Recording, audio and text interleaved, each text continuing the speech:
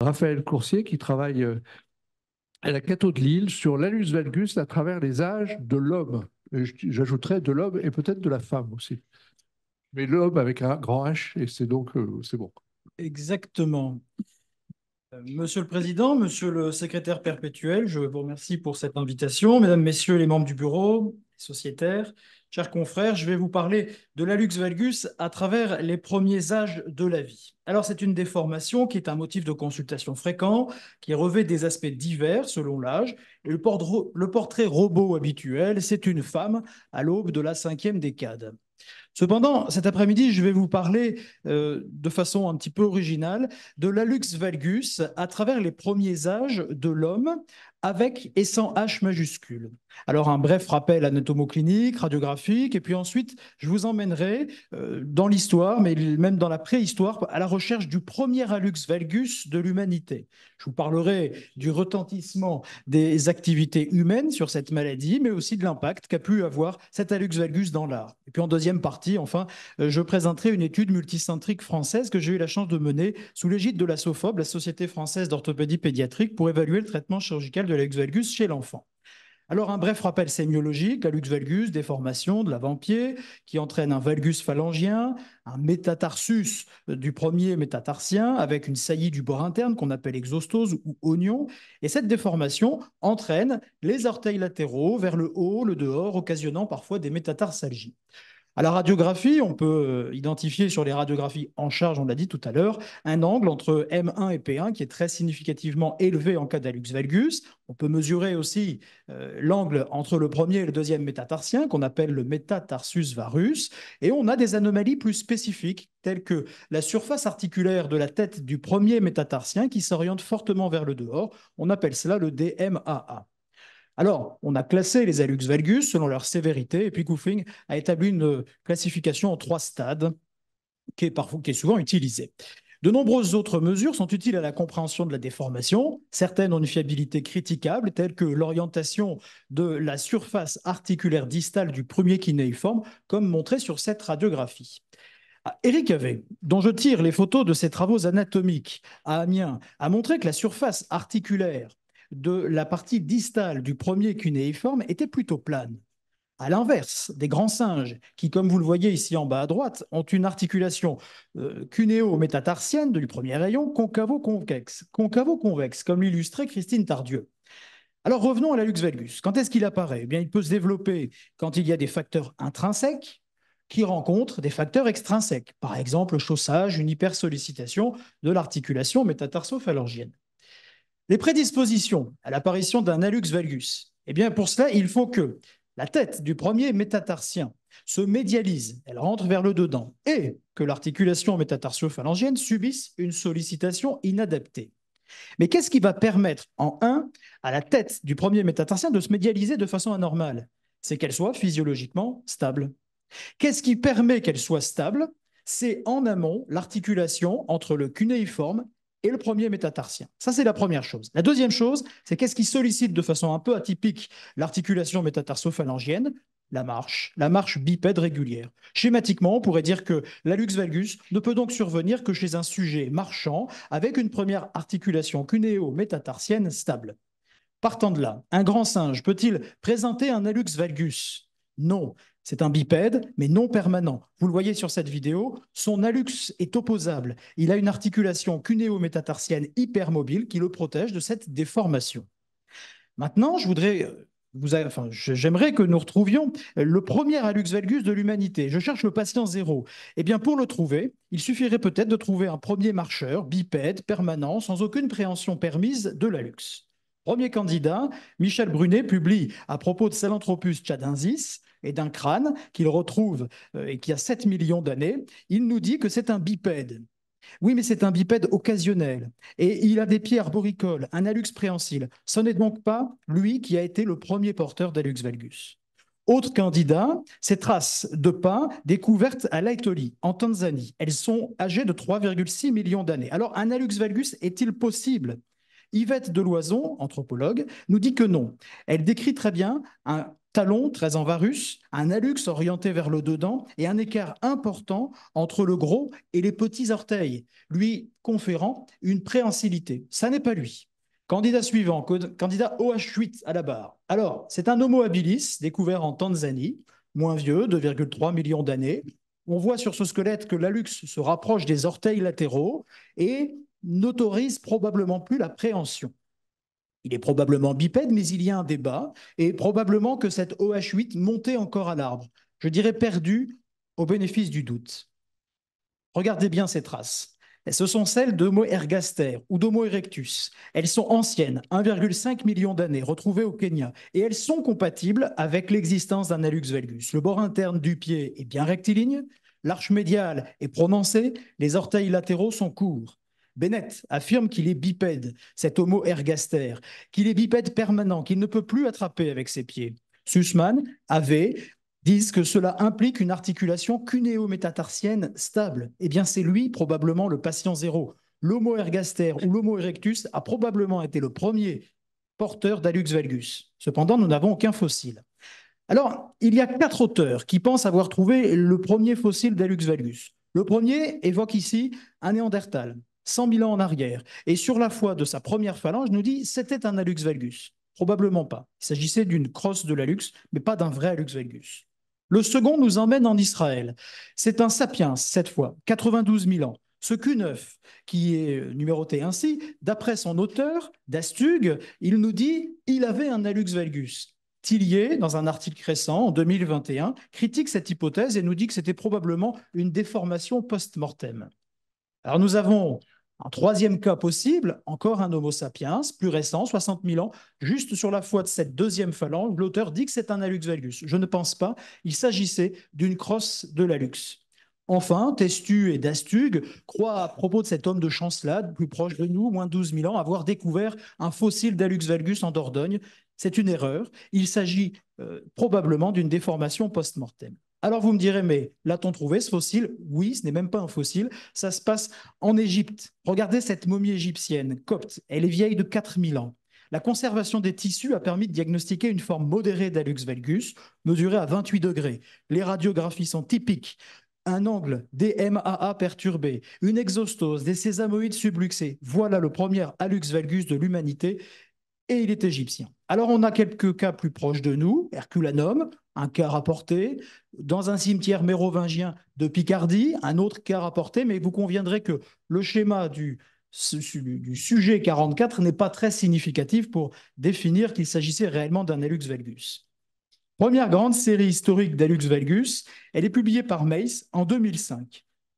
Elle porte sur 239 corps qui ont été enterrés dans un monastère à Ipswich, en Angleterre. Dans un premier groupe, du 9e au 11e siècle, l'auteur ne retrouve aucune déformation du gros orteil, pas d'hallux valgus. Dans le deuxième groupe, entre le 13e et le 16e siècle, la prévalence est de 7%. L'auteur pense que dans ce second groupe, qui vivait plus vieux, des modifications du chaussage ont pu apparaître, éléments de marqueur social, et qu'ils ont probablement joué un rôle dans la prévalence augmentée de cette maladie. Pour une fois, pour la première fois, l'influence de la chaussure est mise en évidence. Deuxième grande série, c'est Mafar qui publie un recueil de 605 premiers métatarsiens, extraits d'une nécropole à Digne-les-Bains. Ces corps ont été enterrés entre le 5e et le 17e siècle et ils relèvent 2 groupes, un groupe moyenâgeux et un autre plus tardif.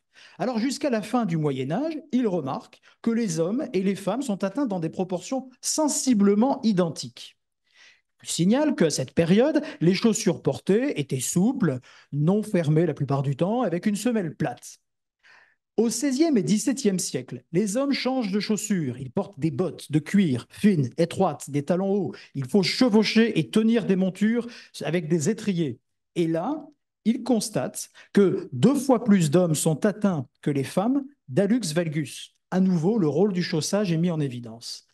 De façon plus contemporaine, Kato et Watanabe publient en 1981 sur l'influence du chaussage occidental sur l'augmentation des interventions pour hallux valgus au Japon. Quand les sabots traditionnels nippons, les guettas, ont été abandonnés au profit de ces chaussures occidentales, ils ont vu, en même temps que les chaussures occidentales étaient fortement utilisées, une augmentation du nombre de cas d'hallux valgus opérés.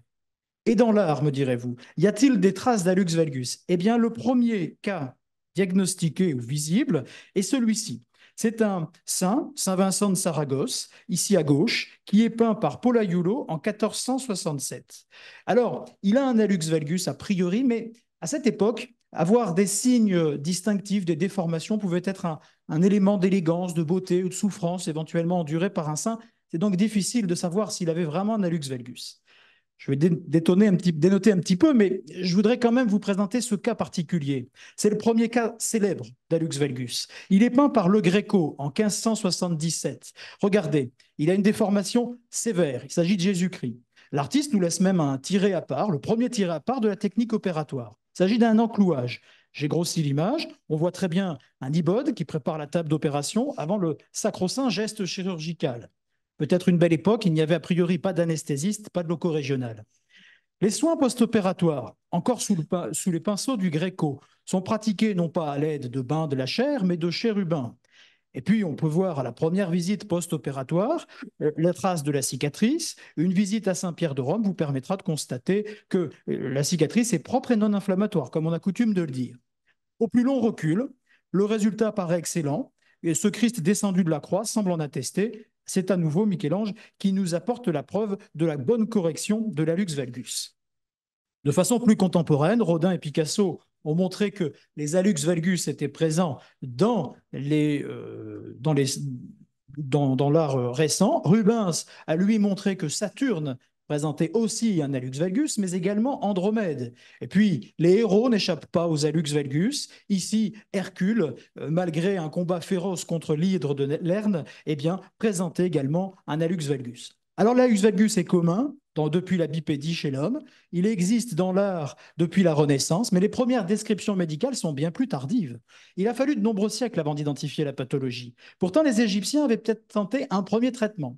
Je vous livre ici une prothèse d'hallux posée et portée par un patient qui avait été amputé du gros orteil. On voit que sur cette momie, la peau était cicatrisée, on voit les griffes d'orteil. Peut-être avons-nous en face de nous le traitement radical, chirurgical, historique de l'hallux valgus. Plus proche de nous, nous avons le premier chirurgien à écrire réellement sur le sujet, c'est Rousselot. C'est un chirurgien de Louis XV qui, dans La toilette des pieds, en 1769, décrit l'oignon causé par le chaussage. Il dit d'ailleurs dans cet écrit que, par chance, les paysans, les sauvages, les religieux ne sont pas atteints car eux ne portent pas de chaussures. Il propose un traitement simple par application d'onguents, verre de terre séchée, vinaigre, huile d'amande et éventuellement urine chaude si jamais la callosité ne disparaît pas. Son élève, Laforêt, poursuit le travail et publie en 1782 dans L'art de soigner les pieds que le terme oignon est employé car la déformation ressemble à un oignon de jacinthe, avec un centre rouge-brun entouré de pellicules blanchâtres. Laforêt est un peu plus scientifique. Il élabore pour la première fois la théorie des tendons qui forcent l'orteil à se courber. Mais par contre, il dit que les hallux valgus, enfin ces oignons, n'existent pas chez le tout petit. Malgré ce que lui disent certains de ses patients, on a des doigts de famille. Il trouve que c'est une hérésie, ça ne peut pas exister. On n'a jamais vu, dit-il, d'enfant au maillot atteint d'hallux valgus. Enfin, l'hallux valgus est décrit pour la première fois par Huetter en 1870 dans un traité chirurgical. Alors tout ça m'a amené à vous parler maintenant de l'hallux valgus chez le plus jeune, on dit juvénile. C'est une forme qui touche l'enfant dès 6 ans. Dans près de 3 quarts des cas, il s'agit d'une forme familiale, d'un hallux valgus qu'on appellerait un doigt de famille au XVIIIe siècle. Et la fille est plus atteinte que le garçon. Le chaussage est douloureux, les orteils latéraux sont gênés et la radiographie montre souvent un angle DMAA très perturbé. Pour illustrer la catégorie des hallux valgus juvéniles, je vous présente un travail réalisé sous l'égide de la SOFOP, dont j'étais le promoteur principal avec Damien Front du CHU de Lille. L'objectif principal était simple, évaluer le traitement chirurgical de l'hallux valgus non syndromique chez l'enfant de moins de 16 ans, avec des critères cliniques et radiographiques. Nos critères étaient cliniques, mais également radiographiques. Alors, nous avons une étude multicentrique, rétrospective, 13 centres, 255 patients et 340 pieds au recul moyen de 20 mois ont été revus. Principalement des jeunes filles, l'âge moyen 13 ans, sur les 340 pieds, plus de la moitié avait encore une FIS ouverte, un cartilage de croissance fertile. L'angle moyen était fort perturbé, 30 degrés, l'angle M1, M2 assez faiblement, l'angle qui montre la partie distale du premier métatarsien était très, très, très perturbée, fortement, enfin, qui confère un caractère juvénile de la maladie. Et puis, selon la classification de Koufling, plus de trois quarts des patients avaient une atteinte qu'on considérera de moyenne. Alors, que font les chirurgiens français, orthopédistes, pédiatres? Principalement des gestes osseux. Dans 94% des cas, des ostéotomies du premier métatarsien. Dans 81%, ils y associent un geste sur la première phalange.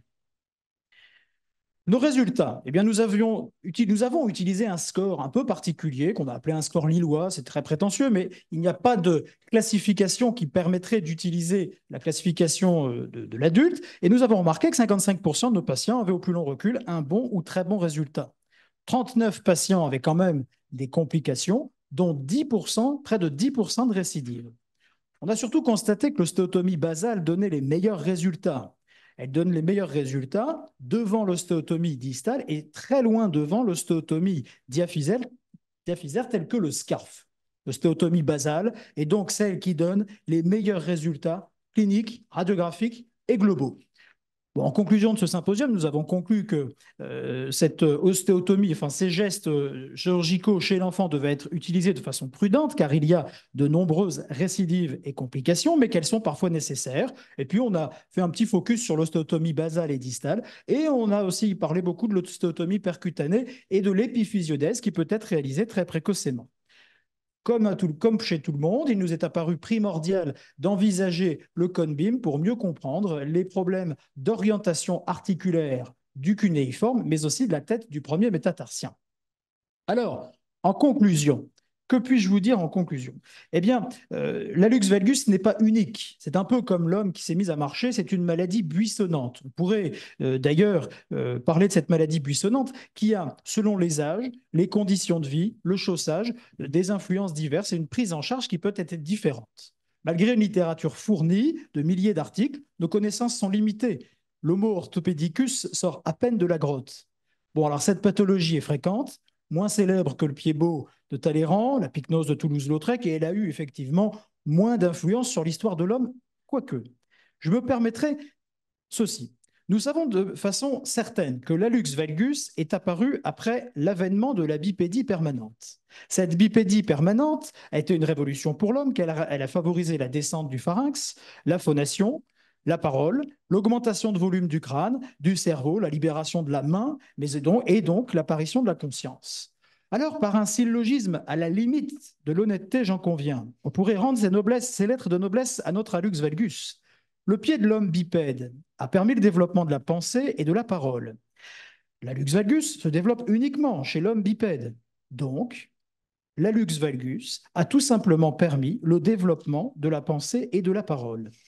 Je terminerai cette présentation par de rares images, celle d'un Homo orthopedicus dans un élément naturel. Observez bien les pieds, ils sont encore préhensiles. L'Homo orthopedicus, avec une scie verte que vous allez voir, est un peu plus jeune. C'est un interne, il n'a pas encore l'aisance dans le geste technique. Constatez comme il est long et fastidieux d'apprendre, d'enseigner, d'être attentif aux plus jeunes. C'est parfois fatigant. Christine Tardieu, paléontologue, dit à propos de l'évolution de l'homme, ce qui nous a distingué des grands singes, c'est l'allongement chez nous de la période de l'enfance et de l'adolescence, alors qu'elle est bien plus courte chez eux. Pendant une plus longue période de notre vie, nos parents nous prodiguent des soins, nous éduquent, nous apprennent, et c'est cela qui favorise la transmission de l'expérience des parents à leurs enfants. Eh bien, je souhaite ici faire un parallèle avec le difficile mais passionnant métier de chirurgien et d'enseignant qui demande beaucoup de temps. Je vous remercie. Merci beaucoup, Raphaël, pour cette présentation très originale, mais qui m'a beaucoup plu et qui va susciter sûrement des questions. Docteur Rosenbaum, mais qui est loin des pieds, lui. Oui. Il y a l'autre extrémité. Oui, c'était très intéressant ce parcours à travers le temps et le monde. Alors, y a-t-il justement des populations plus exposées à l'hallux valgus, des sociétés par leur comportement et autres qui exposent plus? Ça pourrait être intéressant sur l'origine justement de cette pathologie. Après, sur l'histoire du déterminisme, à la fin, on ne sait pas qui commande l'autre, hein, donc c'est une boucle. Voilà, mais voilà sur la question. Merci. Merci.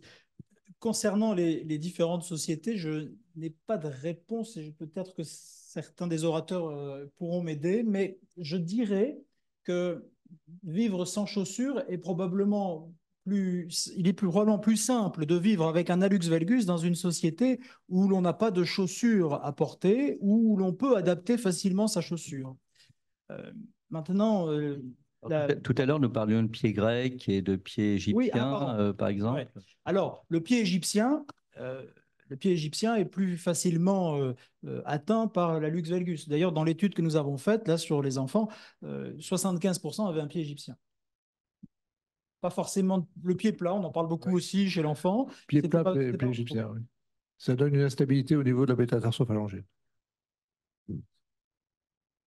Mathieu, tu as une question? C'est très intéressant, merci beaucoup. Une question, c'est sur les épiphysiodèses. Maintenant qu'on commence à comprendre en 3 dimensions, avec le cone beam notamment, les déformations osseuses, on peut se poser la question de faire tourner et corriger l'hallux valgus durant l'enfance, alors avec des épiphysiodèses ou comme Madame Thémard-Noël avec des orthèses ou des choses comme ça. Et peut-on réussir à faire disparaître les hallux valgus par ce biais? Oui, alors c'est effectivement un petit peu tendance de faire des épiphysiodèses. Il y a quelques articles qui viennent de sortir. Ce qui est très difficile, c'est que l'épiphysiodèse, plus on attend, moins il y a de possibilités de correction. Et qu'en général, la première fois où les enfants arrivent à la consultation, il y a déjà une grande partie de la croissance qui y est passée. Donc on n'a plus beaucoup de possibilités de modification de la forme du premier métatarsien. Parce que l'épiphysiodèse qui est réalisée, c'est sur la base du premier métatarsien, on regarde la partie latérale. Donc, c'est peu efficace quand on arrive trop tard, et bien souvent, ils arrivent trop tard. De plus, la déformation, le métatarsus varus, dans la lux valgus juvénile, est peu important. Or, c'est cette particularité qu'on va corriger avec l'épiphysiodèse. Donc, le résultat des épiphysiodèses reste discutable. En complément, c'est intéressant, mais de manière exclusive, ça sera toujours insuffisant, je le pense. Docteur Tournoy. Merci pour votre communication, mais pour revenir à l'épiphysiodèse, qui va supprimer le problème de pronation excessive, mais qui va aussi supprimer l'allongement et la croissance du premier métatarsien.